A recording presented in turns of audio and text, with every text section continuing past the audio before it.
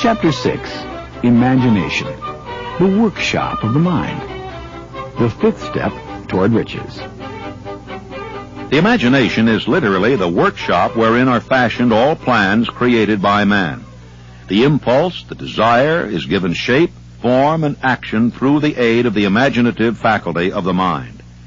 It has been said that man can create anything which he can imagine.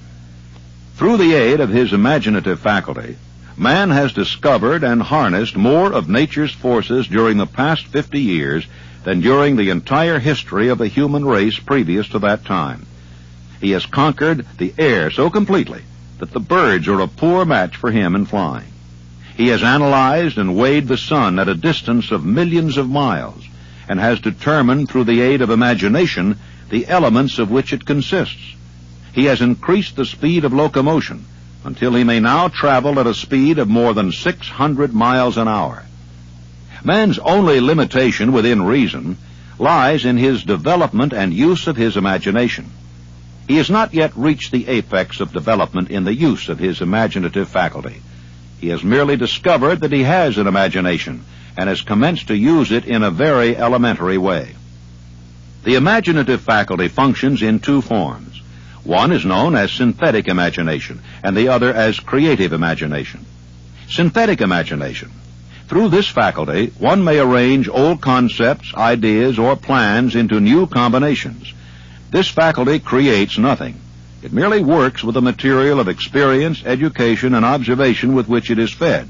It is the faculty used most by the inventor, with the exception of the genius who draws upon the creative imagination when he cannot solve his problem through synthetic imagination. Creative imagination. Through the faculty of creative imagination, the finite mind of man has direct communication with infinite intelligence. It is the faculty through which hunches and inspirations are received. It is by this faculty that all basic or new ideas are handed over to man. It is through this faculty that one individual may tune in or communicate with the subconscious minds of other men. The creative imagination works automatically in the manner described in subsequent pages. This faculty functions only when the conscious mind is working at an exceedingly rapid rate, as for example when the conscious mind is stimulated through the emotion of a strong desire. The creative faculty becomes more alert in proportion to its development through use. The great leaders of business, industry, finance, and the great artists, musicians, poets, and writers became great because they developed the faculty of creative imagination. Both the synthetic and creative faculties of imagination become more alert with use, just as any muscle or organ of the body develops through use. Desire is only a thought, an impulse. It is nebulous and ephemeral.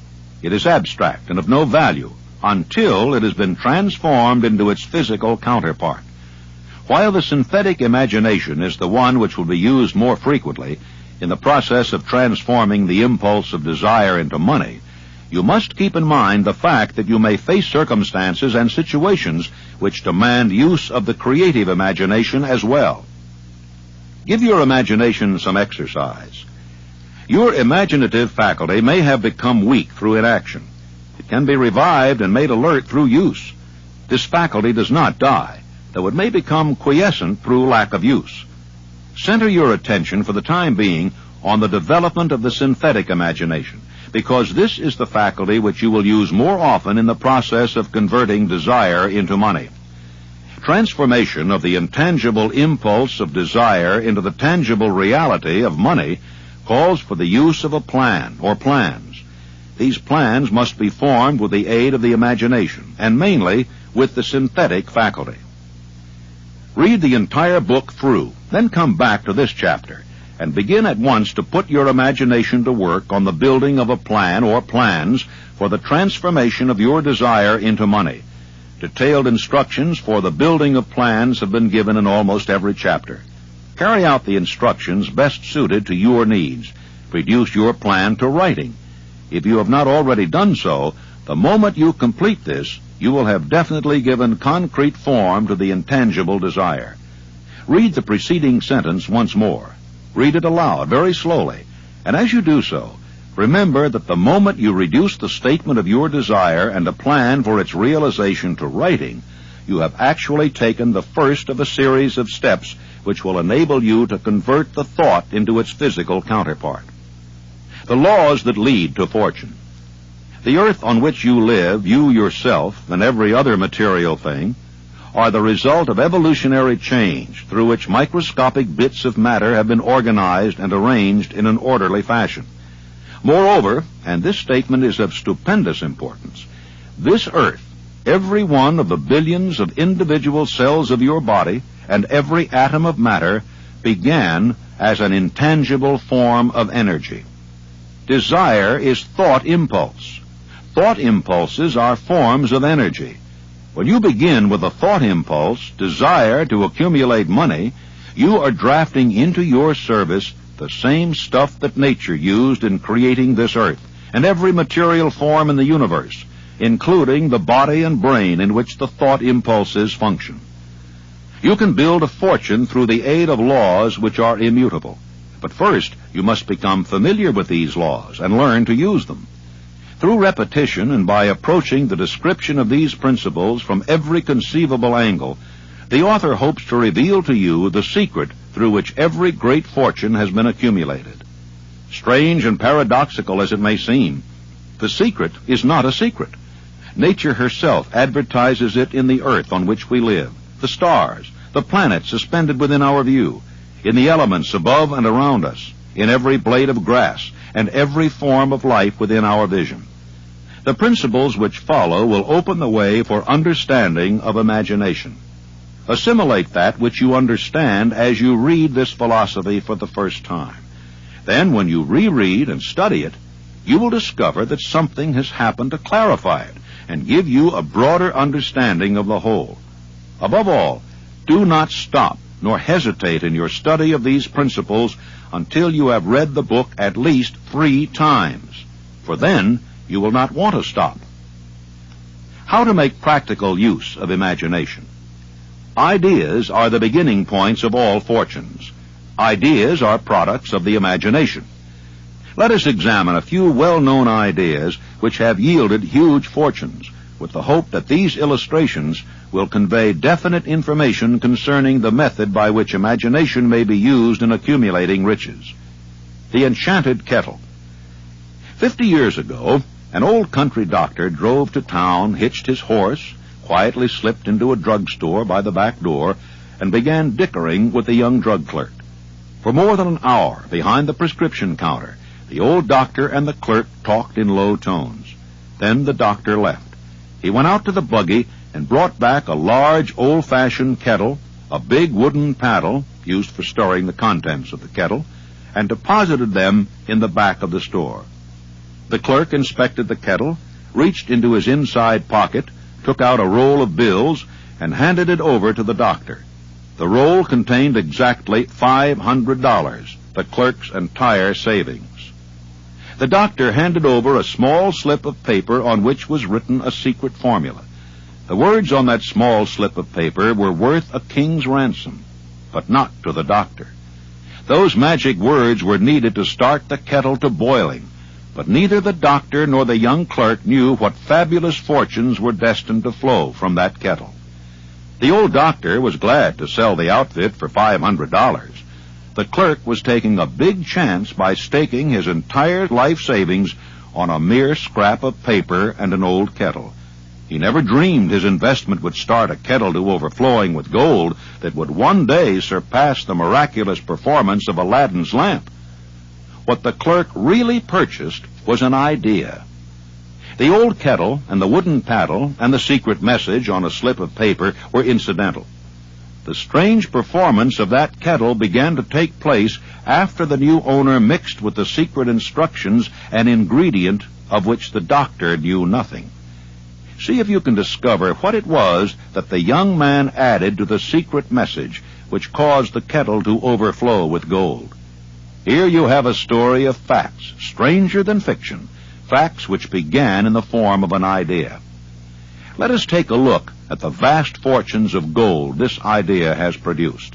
It has paid and still pays huge fortunes to men and women all over the world who distribute the contents of the kettle to millions of people.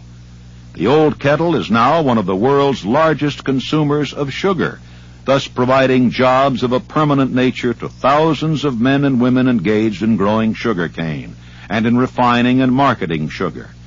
The old kettle consumes annually millions of glass bottles, providing jobs to huge numbers of glass workers.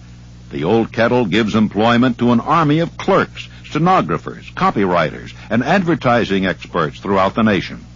It has brought fame and fortune to scores of artists who have created magnificent pictures describing the product. The old kettle has converted a small southern city into the business capital of the South, where it now benefits directly or indirectly every business and practically every resident of the city.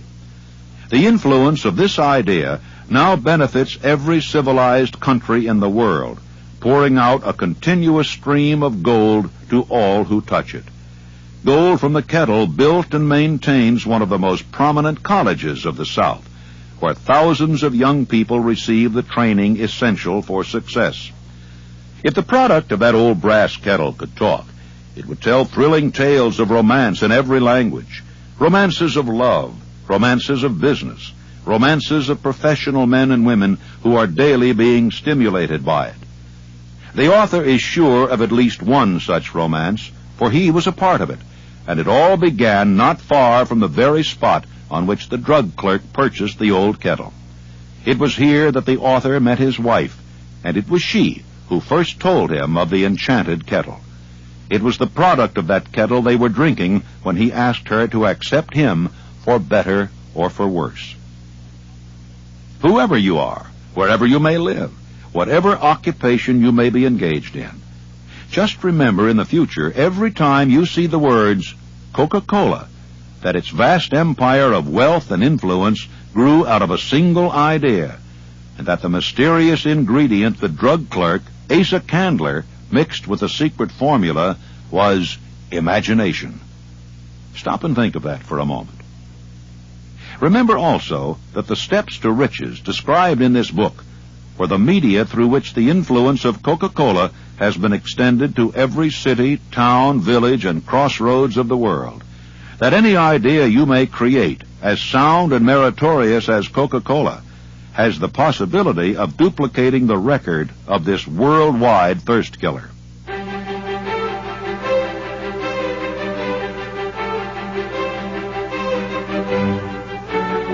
This story proves the truth of that old saying, where there's a will, there's a way. It was told to me by that beloved educator and clergyman, the late Frank W. Gonzalez, who began his preaching career in the stockyards region of Chicago. While Dr. Gonzalez was going through college, he observed many defects in our educational systems, defects which he believed he could correct if he were the head of a college. He made up his mind to organize a new college in which he would carry out his ideas without being handicapped by orthodox methods of education. He needed $1 million to put the project across. Where was he to lay his hands on so large a sum of money? That was the question that absorbed most of this ambitious young preacher's thought. But he couldn't seem to make any progress. Every night he took that thought to bed with him. He got up with it in the morning. He took it with him everywhere he went. He turned it over and over in his mind until it became a consuming obsession with him. Being a philosopher as well as a preacher, Dr. Gonzalez recognized, as do all who succeed in life, that definiteness of purpose is the starting point from which one must begin. He recognized, too, that definiteness of purpose takes on animation, life, and power when backed by a burning desire to translate that purpose into its material equivalent. He knew all these great truths, yet he did not know where or how to lay his hands on $1 million. The natural procedure would have been to give up and quit by saying, well, my idea is a good one, but I cannot do anything with it because I can never procure the necessary $1 million. That is exactly what the majority of people would have said, but it is not what Dr. Gonzalez said. What he said and what he did are so important that I now introduce him and let him speak for himself. One Sunday afternoon, I sat in my room thinking of ways and means of raising the money to carry out my plans. For nearly 2 years I'd been thinking, but I had done nothing but think. The time had come for action. I made up my mind then and there that I would get the necessary $1 million within a week. How? I was not concerned about that. The main thing of importance was the decision to get the money within a specified time. And I want to tell you that the moment I reached a definite decision to get the money within a specified time, a strange feeling of assurance came over me, such as I had never before experienced. Something inside me seemed to say, "Why didn't you reach that decision a long time ago? The money was waiting for you all the time." Things began to happen in a hurry. I called the newspapers and announced I would preach a sermon the following morning entitled, "What I Would Do If I Had $1 Million." I went to work on the sermon immediately. But I must tell you frankly, the task was not difficult because I had been preparing that sermon for almost 2 years. Long before midnight, I had finished writing the sermon. I went to bed and slept with a feeling of confidence, for I could see myself already in possession of the $1 million. Next morning, I arose early, went into the bathroom, read the sermon, and then knelt on my knees and asked that my sermon might come to the attention of someone who would supply the needed money. While I was praying, I again had that feeling of assurance that the money would be forthcoming. In my excitement, I walked out without my sermon and did not discover the oversight until I was in my pulpit and about ready to begin delivering it.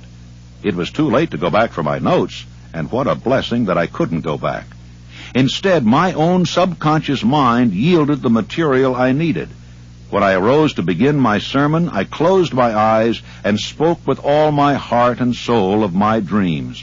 I not only talked to my audience, but I fancy I talked also to God.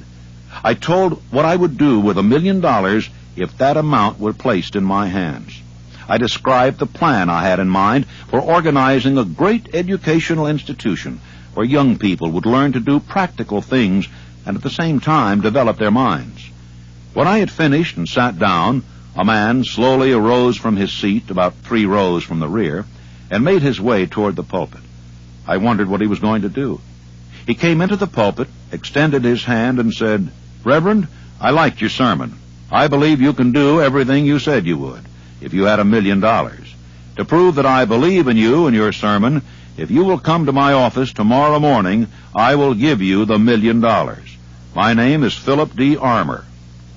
Young Gonzales went to Mr. Armour's office, and the $1 million was presented to him. With the money, he founded the Armour Institute of Technology, now known as Illinois Institute of Technology. The necessary $1 million came as a result of an idea. Back of the idea was a desire which young Gonzales had been nursing in his mind for almost 2 years.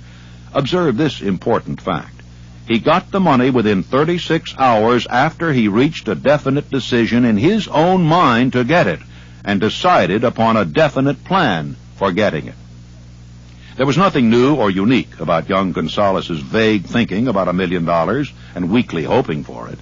Others before him, and many since his time, have had similar thoughts. But there was something very unique and different about the decision he reached on that memorable Saturday, when he put vagueness into the background and definitely said, "I will get that money within a week." Moreover, the principle through which Dr. Gonzales got his $1 million is still alive. It is available to you. This universal law is as workable today as it was when the young preacher made use of it so successfully. Observe that Asa Candler and Dr. Frank Gonzales had one characteristic in common. Both knew the astounding truth that ideas can be transmuted into cash through the power of definite purpose plus definite plans.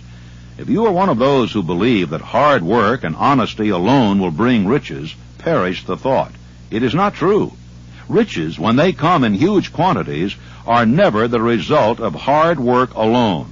Riches come, if they come at all, in response to definite demands based upon the application of definite principles and not by chance or luck. Generally speaking, an idea is an impulse of thought that impels action by an appeal to the imagination. All master salesmen know that ideas can be sold where merchandise cannot. Ordinary salesmen do not know this. That is why they are ordinary. There was Clarence Saunders, one of my outstanding students of Memphis, Tennessee. Clarence worked in a grocery store. delivering groceries, more or less. And he had a great amount of enthusiasm and also a keen imagination. And he was constantly trying to interest his employer in new and improved methods of merchandising. And finally, the employer became so peeved at Clarence for wasting his time with what he called foolish suggestions that he told him that if he came in with another one, he was going to fire him. Shortly thereafter, a cafeteria was opened in Memphis, Tennessee, the first cafeteria that came there. And when Clarence went out to his lunch that day, he saw a great line of people extending out onto the sidewalk, waiting to be served in the cafeteria. Out of curiosity, he got on the end of the line, and when he picked up his tray and filled it up, by the time he got down to the cashier or the checker, his imagination began to turn, and he said, what a wonderful thing this would be in our grocery business, to have a self-help grocery store so women could come in with a basket on their arm, pick up what they wanted, and pay for it at one place as they went out. It would save a lot of time, and it would save a lot of embarrassment. Well, Clarence could hardly wait until he got back to the store, and he rushed in and he said, well, boss, I have a multi-million-dollar idea, and the boss said, now, Clarence, you're fired. Clarence said, oh, no, I'm not. I resigned before I started to talk. Later on, I talked to the man who was Clarence's boss, and he said as near as he could figure, every word that he used in trying to fire Clarence had cost him $1 million. Because Clarence took his idea of self-help grocery stores to a firm who financed it under the name of Piggly Wiggly Stores, and he made $4 million during the first 4 years. An astounding illustration of what a man can do with an idea backed by the proper amount of enthusiasm. A publisher of low-priced books made a discovery that should be worth much to publishers generally. He learned that many people buy titles and not contents of books. By merely changing the name of one book that was not moving, his sales on that book jumped upward more than 1 million copies. The inside of the book was not changed in any way.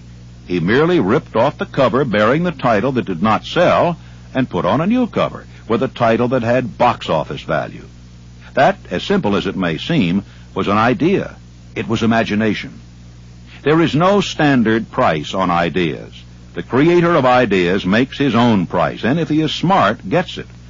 The story of practically every great fortune starts with the day when a creator of ideas and a seller of ideas got together and worked in harmony.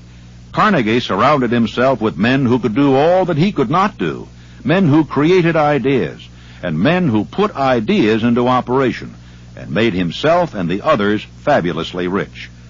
Millions of people go through life hoping for favorable breaks. Perhaps a favorable break can get one an opportunity, but the safest plan is not to depend on luck. It was a favorable break that gave me the biggest opportunity of my life, but 25 years of determined effort had to be devoted to that opportunity before it became an asset. The break consisted of my good fortune in meeting and gaining the cooperation of Andrew Carnegie. On that occasion, Carnegie planted in my mind the idea of organizing the principles of achievement into a philosophy of success. Thousands of people have profited by the discoveries made in the 25 years of research, and several fortunes have been accumulated through the application of the philosophy. The beginning was simple. It was an idea which anyone might have developed. The favorable break came through Carnegie. But what about the determination, definiteness of purpose, and the desire to attain the goal, and the persistent effort of 25 years? It was no ordinary desire that survived disappointment, discouragement, temporary defeat, criticism, and the constant reminding of waste of time. It was a burning desire, an obsession. When the idea was first planted in my mind by Mr. Carnegie, it was coaxed, nursed, and enticed to remain alive. Gradually, the idea became a giant under its own power, and it coaxed, nursed, and drove me. Ideas are like that. First, you give life and action and guidance to ideas. Then they take on power of their own and sweep aside all opposition. Ideas are intangible forces, but they have more power than the physical brains that give birth to them. They have the power to live on after the brain that creates them has returned to dust.